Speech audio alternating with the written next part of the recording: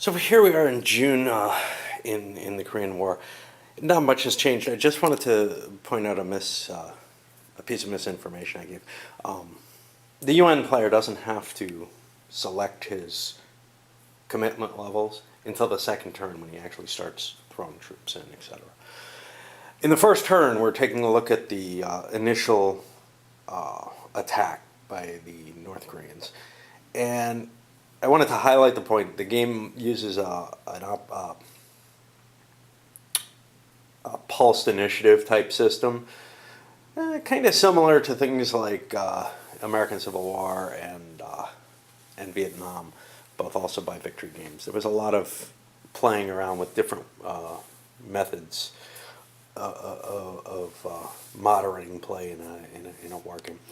So, on the first initiative, the North Koreans got two actions, or two operations, and one of them they took to blow a unit away from down here and charge forward, and the other one they took to activate, there were a couple combat units here, they attacked the ROK units, and then got the advance, and then moved forward and made another attack and another advance.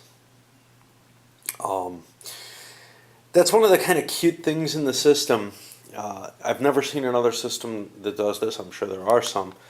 But the way combat's handled, when two units are together, when units are in a position next to the same enemy unit, only one unit is activated for an operation. So in this case, the first unit here was here along the railroad, right? Next to this guy. And he made an attack against the road hex south. So his neighboring unit, who was also adjacent to that, got to throw in his strength and his armor factors. Both units combined made the attack. It was successful. Then the second unit was still in position for another, or the unit that just went was in a position for another attack, made an attack against two ROK units in the hex that it currently occupies. Sorry about the shakiness, my hands are really held right now. Drove those units into the discard pile, as it were. These guys can come back. The ROK gets to replace units off die rolls. But anyway, the key is that there's a lot that can happen, and I've never seen a system that added units that weren't activated into an attack before. I think it's a really cute little mechanism. All right, enough of that. So here we are at the beginning of the July turn in the Korean War. North Koreans made limited advances, actually. One of the things is there's only two action phases, or only one action phase, and it's somewhat truncated. There's a maximum of 2 action points per unit, which normally there's 3 when you activate a unit. So it's hard to make big sweeping moves on that first turn, and there are units in the way that had to be cleared out of the way. But what did happen that's kind of unpleasant, one, this unit survived. Usually something survives. We get another one down here, no big deal, and this guy down here. All of them managed to be sort of on the line, yet not get attacked. I think this guy couldn't have been attacked. But this guy is right on the road. He's going to take a unit in an important location that will not get to advance as far as it should to attack that. And the question is how much it has to be done. It's a 2 strength point unit.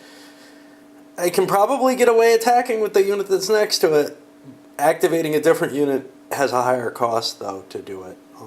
Just in terms of movement points, I probably will end up taking that choice. Much more worrisome, though, is that the UN player got a lot of action points total. They got a couple big rolls after the NK player passed. So they've got a potential division here and here ready to consolidate. And depending on their reinforcements, they'll probably be able to get one here. That's a big deal because the highest strength an ROK unit 3 regiments has is 6, whereas a division, well, defensively they're still a 6, but they have a big 10 offense. And It's just nice to consolidate your units, I think, especially when you're hitting these, when you can get one of these 1-point regiments into the division. There aren't a lot of them, but you know, it definitely improves things. Of course, it does reduce the amount of a line that you can provide, which it might be more important in some cases to have that spread out line. I went for the divisional consolidation. That may be a mistake. We'll see.